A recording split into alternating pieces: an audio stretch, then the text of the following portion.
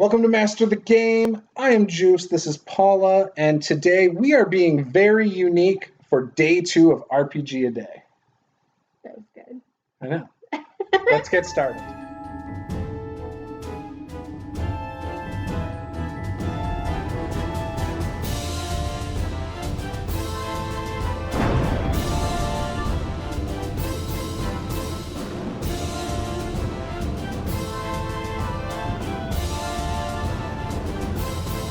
Today's topic or word is unique, and I'll be honest, I have not put any thought into any of these topics.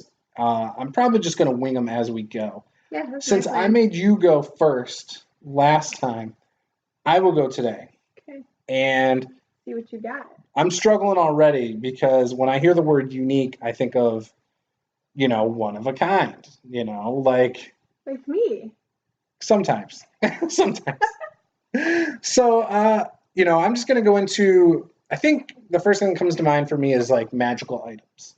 And I think it's kind of lame as a DM to just pick things out of the book. I know people do it. I do it. You do it. Sometimes I randomly roll and take a magic item out of there. But I think the most fun ones are the unique ones.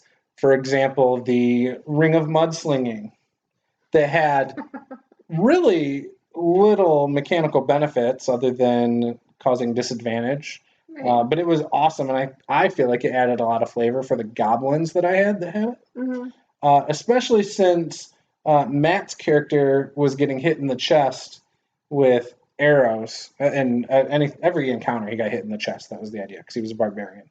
His chest was an arrow magnet, basically, and it became a running joke. But unique items like that, or even just simple things like if you think of Lord of the Rings, you got the sword that glows around orcs, goblins, orcs. Yeah. I don't know why I was drawing a blank on that. I've seen that movie 1,000 times. Never read the books. She's the reader. But I just think stuff like that's awesome. It doesn't have to be a huge mechanical advantage. It doesn't have to be a +1, +2. None of that stuff. That stuff's fine. But the uniqueness is what makes it cool. And I think you got to give it a cool name. That's the other thing. Too many times when you play games, they just don't have a cool name for their weapon. And that's a big thing. So that's all I want to say. My mud slinging ring was awesome. But okay, so the name, right? Okay, because you wanted to have a cool name. But I always struggle with, do I let the characters know what Maybe it not is right away. and everything it does? Or do I not want to tell them everything that it is? They could find out next time they're around a smart person who knows a lot of lore. A wizard, and be like, that's the... They gotta seek it out a little bit, maybe. No, because they gotta think about it. If it's a ring, it's on their hand. If it's armor, they're probably wearing it. If it's a sword or something that's on their hilt, they can see it. Yeah. I don't know. I'm just saying that's always a struggle where it's do I want to tell them what it does? Do I want to let them find out? I don't. Yeah. I like to what I did in Tomb Game. I don't know if you remember. Or Tomb of Annihilation? Yeah. So, gave them magical items, and maybe some of them appeared to have good effects, but they also had bad effects. They don't know what the bad effects are. Oh, yeah. So they're bugs. They're cursed but not cursed. Yeah, no, that was a different game. No, that was the Thakos game with the bugs. That? Yeah, where it was there was one character yeah. who was really, really pussy. He was a noble. Yeah. It was Brian. Yeah, so I gave him the ring gave him plus to his constitution or his AC or something like that, but it attracted bugs. So he and it got progressively worse. Yeah, so he started didn't having take all a full-on shower. Bugs and, is that how he was ordering clothes everywhere? Yeah. I never even picked up on that. When we were going to different places. He would go out of his way to take a bath or something like that. Yeah. And the other characters are what are you doing? I just thought he was an ass. The whole time I'm just passing her notes about all these bugs that he I didn't pick up on all of that. On his hands. Did he ever figure out why? I mean, I think I told him out of character because he I know we talked about it after that game kind of died off. Yeah, he was so good at playing his character that I was okay, I just have to tell somebody. Yeah, he seemed like an ass. I'm dying, You can see that. We have 5 episodes of it on the channel. But yeah, Yeah. No, I agree about like the letting them find out the abilities later. I don't like in 5th edition that Detect Magic should tell you what the item does. Yeah. It takes out the fun of a lot of it. And the only other issue I have though is like when we've played with your brother and sister-in-law and things like that, is they're super cautious. So like I don't want to put it on. Yeah, so you never get to have any fun with it anyways. And it's like you just gotta put it on. So that's why I picked the items that were like they do something great, but then they also do something bad. Yeah. So like one of them gives everybody like some healing bonuses, I think, or something. I have to go back and look. But it gave everybody like some sort of mass healing pool what did that mine they do? could use. I had the coin. But it would it attracted giants. Yeah, what did my coin and you got disadvantage if you were the person who had the. Yeah, but what did my coin do? What did your coin do? I flipped it and I could go to like some wherever I'm imagining. Oh, that's a different game. You're going back to that same game. No, that's Brian's game. Yeah, I know. I was going back to the 2 game. Okay, sorry. Okay.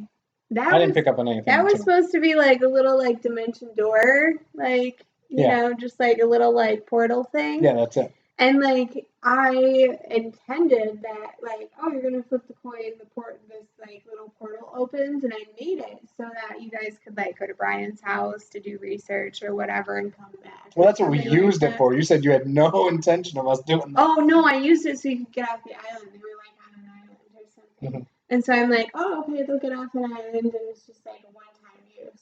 But no, you guys like. First time I used it to hide the orc that we stole his eye. Yeah, they like gouged the orc's eye out. Yeah, and then they like put him in the portal. I did. Everyone else didn't want. They wanted to leave him tied up to a tree for dead. But like it transports you somewhere, so you just like transported this guy. He was alive with one eye. You know. I was kind of excited about him coming back after us later on. Well, but anyway, I did intend on them keeping the coin, but they had like. Oh, we needed the eye for a magic item or potion for the dude. Yeah, he needed an orc's eye. They like manipulated their way around how this like elaborate process and how they were going to be able to get the coin back with the portal. And so it was just like at that point they had spent so much time on it that I was just like, fuck it. No, I don't have to worry about travel. Because that's the thing I hate the most about DMing is when you're like, okay, it's a 5-day travel. Take a week to get there, and you're walking.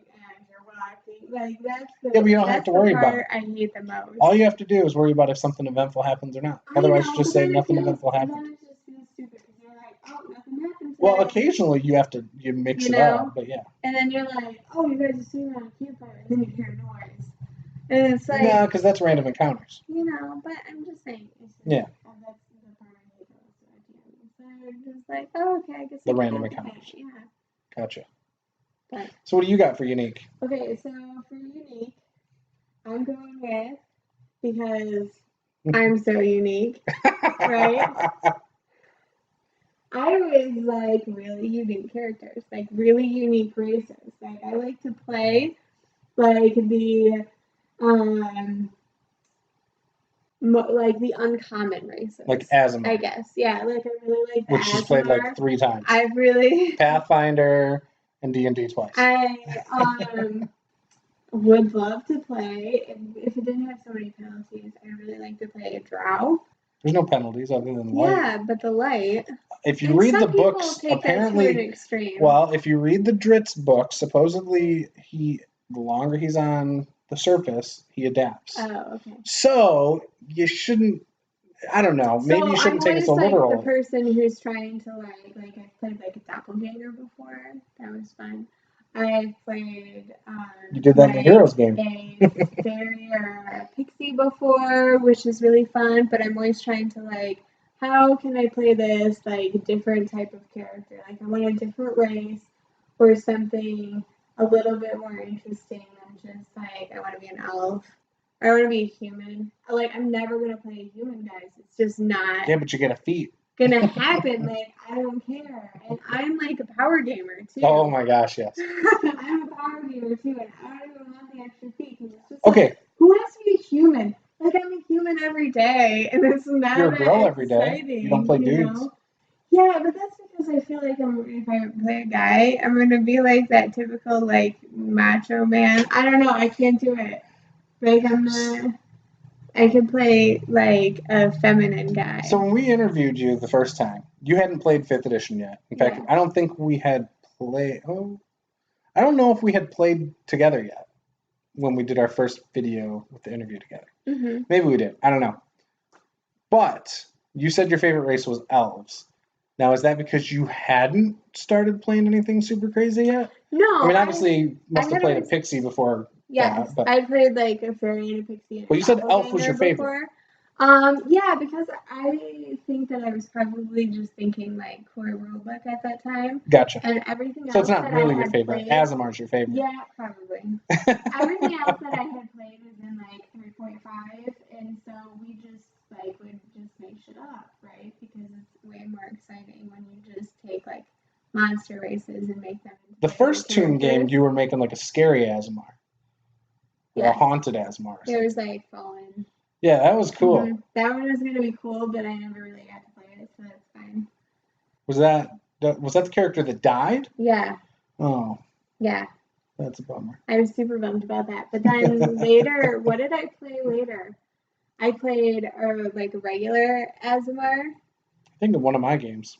That was in that same game. No, you didn't. You were a paladin. Oh, you were an Aasimar again? Yes. No, that was your haunted one. No, it wasn't. So you played 2 Aasimars in the same game? Yeah, because I was so mad that my first one died because it was a total glitch. It shouldn't have happened. Anyway. So, like, I played an Aasimar again, and I played it as a paladin in a tomb game. Like, if you want to talk about, like, min-maxing and power gaming, yeah, but you didn't min-max your stats much. It's just the class, but it's just, like, and race was really powerful against undead. Yes. Yeah. And I absolutely took it to... And, like, a quarter of Tomb of Annihilation is undead or something. Yep. And I took it to, like, an extreme. Like, it was, like...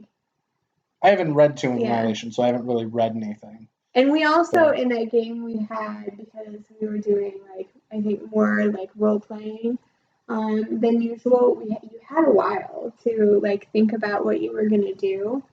So when I did something, it was always, like, exceptionally impactful, too. I feel. Yeah. Because I had so long to... I think my secondary was just a fighter. And decide, you know, what kind of smite am I going to do? I think I was just a dwarven fighter. Yeah, there was not any thought into my actions. It was, I swing my axe. Yeah. That's about it. No. It worked. I was going in depth there. Yeah, no, it worked. So. So that's it for unique? Yeah. You just like unique races? Yeah. Okay. It's something different. I like unique items. Like, you get sick of playing the same thing. Like, I mean, I agree. You played one dwarf, like, you played them all. I think it'd be fun to play a bugbear in 5th edition. Could be. They're kind of interesting in Volo's Guide. And they get reach automatic. Yeah. So, like, there's some min-maxy power gaming things you could do with that. Yeah, so you're on it. Yeah, but I'll probably never get a chance to play a bugbear. Plus, I can't imagine a way for a bugbear to be a heroic character in my mind. I mean, I know they can, and it's easy to make something up, but it just doesn't work for me. So anyways, that was unique. This was RPGaDay Day 2. Tomorrow is Day 3. She likes to talk about races. I like to talk about magic items. And let's figure out what Day 3 is. Day 3, so tomorrow, Saturday, will be Engage. That'll be tough. Oh, yeah. It'll be easy for me, probably tough for her. So, yeah, anyway, so that's it.